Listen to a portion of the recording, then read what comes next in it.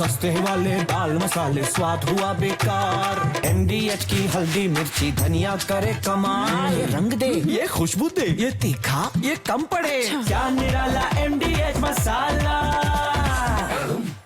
क्या इजराइल और ईरान के बीच छिड़ी जंग से अब अमेरिका पीछे हट गया है? क्या अमेरिका के नरम पड़ते रवैये के बाद इजराइल भी अपनी बमबारी रोकेगा, या फिर क्या अब इजराइल खामेनेई का खात्मा करके ही मानेगा?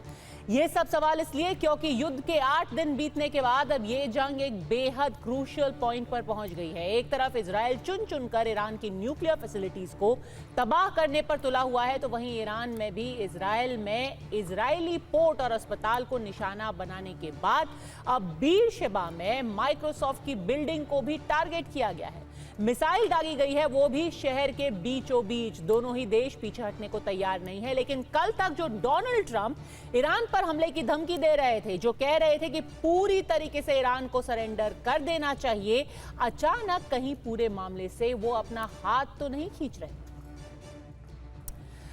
हम सवाल इसलिए कर रहे हैं क्योंकि कल रात को अमेरिका में डोनाल्ड ट्रंप ने व्हाइट हाउस में सिचुएशन रूम में अपने टॉप ऑफिसर्स के साथ एक बैठक की। पूरी दुनिया में ऐसा माहौल था जैसे अमेरिका भी जल्द ही जंग का हिस्सा बनने का ऐलान कर सकता है, लेकिन इससे ठीक उलट कल व्हाइट हाउस ने यह कह दिया कि उन्होंने 2 हफ्ते तक इस फैसले को टाल लेने का अब सोचा है।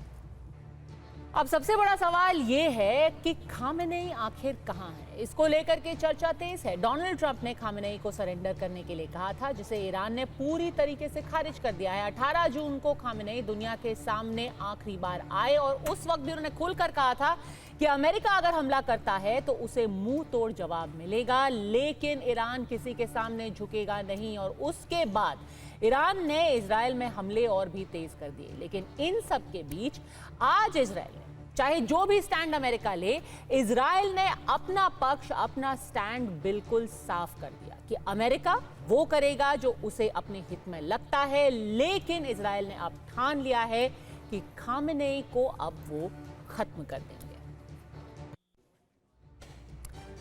तो ऐसे में आज के सवाल हैं सीधे, क्या डोनाल्ड ट्रंप ने हाथ अपना इजराइल और ईरान के बीच के युद्ध से खींच लिया है? क्या इजराइल अब अकेले ही खामेनेई को खत्म करने के लिए आमादा है? क्या खामेनेई को बचाने के लिए रूस, चीन और ईरान अब खुलकर ईरान का साथ देंगे? तस्लीम अहमद रहमानी, अध्यक्ष मुस्लिम पॉलिटिकल काउंसिल ऑफ इंडिया, हमारे साथ जुड़ गए हैं। मौलाना अंसार रजा, चेयरमैन गरीब नवाज फाउंडेशन से, वैभव सिंह, फाउंडर डिफेंसिव ऑफेंस के, और मुस्लिम चिंतक का फैज खान साहब भी हमारे साथ जुड़े हुए हैं। तस्लीम रहमानी साहब, आपको क्या लग रहा है कि अब इजराइल भले से ही अमेरिका का जो भी रुख हो, खामेनेई का खात्मा करके ही अब चैन लेगा? देखिए, मैं मुस्कुरा सकता हूं इस बात पे। आपने अभी फरमाया कि खामनेई साहब कहाँ हैं, 18 तारीख के बाद से किसी को दिखाई नहीं दिए। मुझे लगता है कि हमको ये आप भी नहीं बता पाएंगी कि इस वक्त मिस्टर बेंजामिन नेतन्याहू कहाँ हैं, है ना? तो अब जंग हो रही है, दोनों जगह स्टेक पे हैं दोनों इम्पोर्टेंट लाइफ्स, तो दोनों को अपने अपने सिक्योरिटी मेजर्स तो लेने होंगे। खामनेई साहब भी किसी बंकर के नीचे छुपे होंगे, और जाहिर है बेंजामिन नेतन्याहू भी किसी बंकर के नीचे अपनी पूरी कैबिनेट के साथ मौजूद हैं। तो ये कोई ऐसी बात नहीं है कि जिसको हम बहुत ज्यादा कोई इंपॉर्टेंस दें। रहमानी साहब, 5-6 घंटे पहले ही बेंजामिन नेतन्याहू ने एक स्टेटमेंट दिया है। वो तो खुद करके सामने आके मीडिया के सामने स्टेटमेंट दे रहे हैं। खामेनेई साहब एक रिकॉर्डेड स्टेटमेंट अपना रिलीज कर रहे हैं, और वो भी आखिरी बार वो बंकर में ही है। वो बंकर में ही है। कहाँ है बंकर में? ईरान के अंदर है, मॉस्को के अंदर है। आपको बंकर के अंदर पता है तो कहाँ है, ये भी बता दीजिए। नहीं, मैं बेंजामिन नेतन्याहू साहब को कह रहा हूँ, वो बंकर में है। अच्छा। और खामनेई भी किसी बंकर में है। मैं वहां नहीं हूँ। वो अभी 3 दिन पहले कोई आपके बहुत बड़े डिप्लोमेट साहब किसी चैनल पे कह रहे थे वो रूस भाग गए। कोई तस्दीक नहीं थी किसी। वो ईरान के किसी बंकर में मौजूद हैं। जिस तरीके से हसन नसरुल्लाह लेबनान के बंकर में मौजूद थे, वहीं उनकी शहादत हुई। लेकिन क्या उससे हिजबुल्लाह पूरा खत्म हो गया? क्या इस्माइल हानिया की शहादत से हमास खत्म हो गया? क्या याहिया सवार की शहादत से हमास खत्म हो गया, अभी दूसरे उनके भाई को भी शहीद कर दिया, क्या वो खत्म? ये जो आइडियोलॉजिकल स्टेट्स हैं या गवर्नमेंट्स हैं या ग्रुप्स हैं, उनमें एक लीडर के खत्म हो जाने से मूवमेंट खत्म नहीं हुआ करता। ये बात दुनिया देख चुकी है और बहुत जमाने से जानती है। तो ये अपने आप को बचाने की एक कोशिश है कि हमने जो टारगेट मुकर्रर किया वो ये है कि साहब हम तो खामनेई साहब को मारने का हमारा टारगेट है। अब किसी सूरत अगर हमने मार दिया तो ठीक है जी, हमारा टारगेट पूरा हो गया।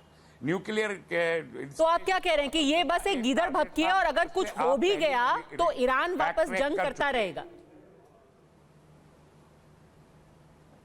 ईरान तो जंग करता रहेगा, इसलिए कि आप देखें ना, आप 1980 को याद कीजिए, एलाइड फोर्सेस में 23 कंट्रीज की एलाइड फोर्सेस थी, जिसमें उस वक्त अरब भी शामिल थे, जो अभी साइलेंट है, किसी भी साइड पे नहीं है।